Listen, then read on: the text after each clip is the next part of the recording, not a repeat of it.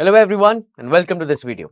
ये वीडियो बहुत खास है बिकॉज हम आगे बढ़ रहे हैं अपनी एकेडमिक सीरीज में और बात करने जा रहे हैं गूगल एड्स की। गूगल एड्स एक ऐसा चैनल है जिसके जरिए आप पेड ट्रैफिक अपनी वेबसाइट पे लाते हैं। वहां से आपके कन्वर्जन्स मिलते हैं, चाहे वो सेल्स के कन्वर्जन्स हो, चाहे वो लीड कन्वर्जन्स हो। आज हम बात करेंगे कि Google ads for a beginner वो किस तरीके से काम करेगा, आपको कैसे सोचना चाहिए इसके बारे में। ऑब्वियसली गूगल एड इतना बड़ा एक चैप्टर है, इतना बड़ा एक मॉड्यूल है कि एक छोटे से वीडियो से आपका काम नहीं बनेगा, but this should get you some sort of a context कि जब हम गूगल एड्स की बात करें तो आपको क्या-क्या चीज़ें पढ़नी चाहिए, क्या-क्या चीज़ें सीखनी चाहिए, आपके जो प्रैक्टिकल इम्प्लीमेंटेशंस हैं उसमें आप किस तरीके से आगे बढ़ेंगे। तो नंबर 1 चीज़ ये है कि गूगल एड्स है क्या? एक बहुत ही इंटेंट बेस्ड एडवर्टाइजमेंट प्लेटफॉर्म है। इंटेंट बेस्ड का मतलब कि अगर कोई इंसान किसी चीज़ के बारे में ढूँढ रहा है, तो वो गूगल पे जाता है, टाइप करता है और उसके बेसिस पे उसको सर्च रिजल्ट्स दिखते हैं, राइट? तो जो यूज़र है वो खुद एक इंटेंट दिखा रहा है, एक चाहत दिखा रहा है किसी प्रोडक्ट या सर्विस को पाने की, एंड उसके बेसिस पर उसके सामने वो एडवर्टाइजमेंट्स आ रहे हैं, राइट?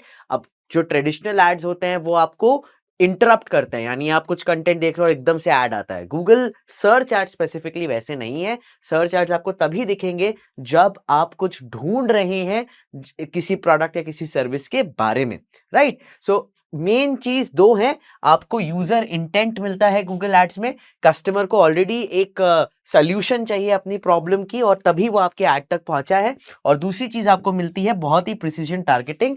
आप सही समय पे सही व्यक्ति के पास पहुँच सकते हैं और उसे अपना प्रोडक्ट और सर्विस दिखा सकते हैं, राइट? तो फनल क्या है?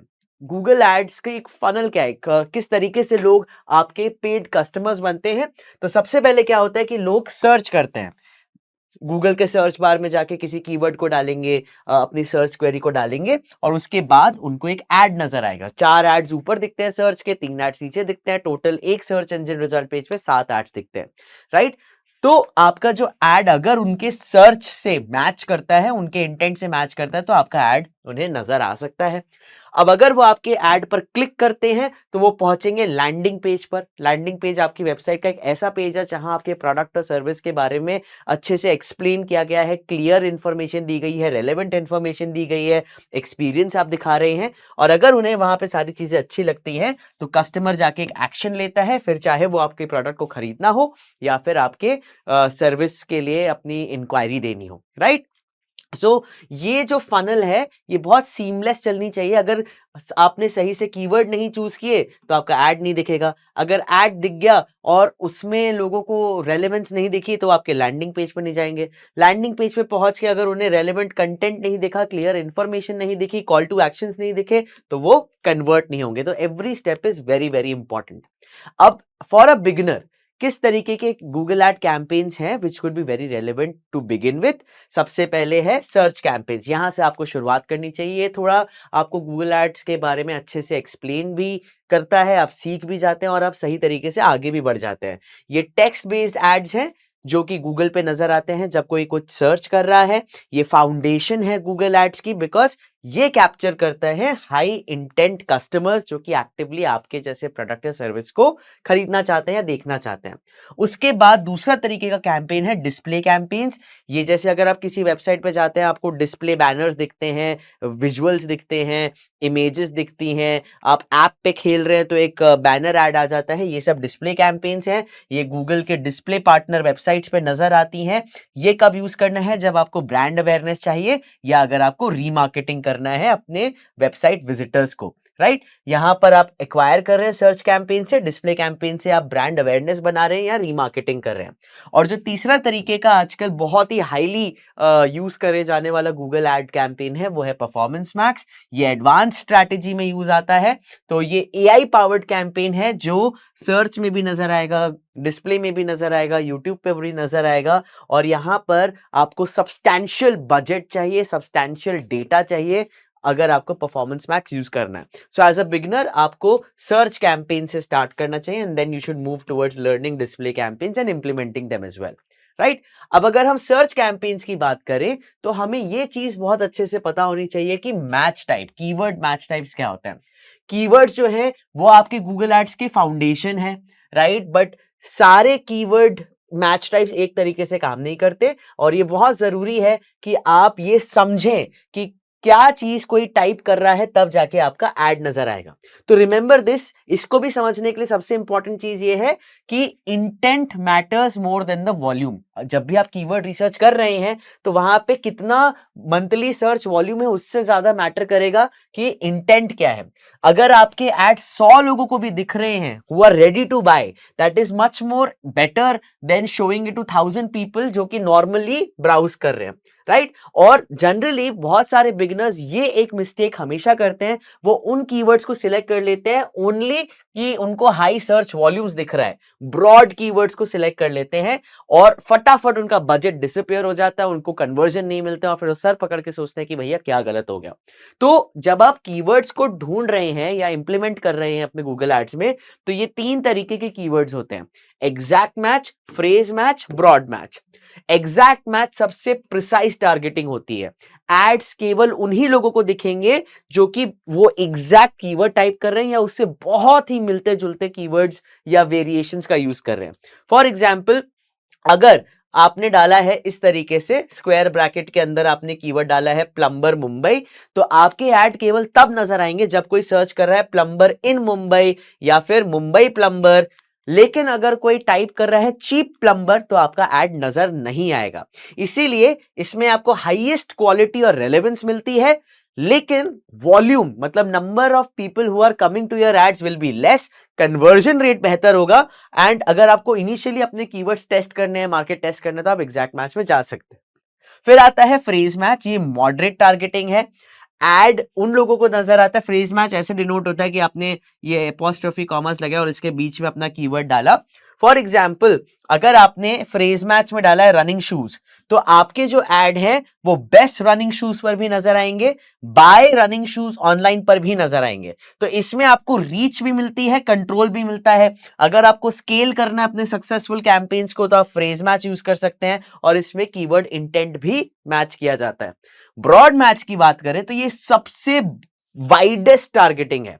एड किसी भी तरीके के रेलेवेंस पे ज्यादा फोकस नहीं होता, कीवर्ड के रिलेटेड सर्चेस में, सिनोनिम्स में, वेरिएशंस में नजर आ सकते हैं। फॉर एग्जांपल, अगेन अगर हमने रनिंग शूज को as a broad keyword use किया है तो आपके एड्स एथलेटिक फुटवेयर में भी नजर आ सकते हैं, स्पोर्ट्स ट्रेनर्स में भी नजर आ सकते हैं।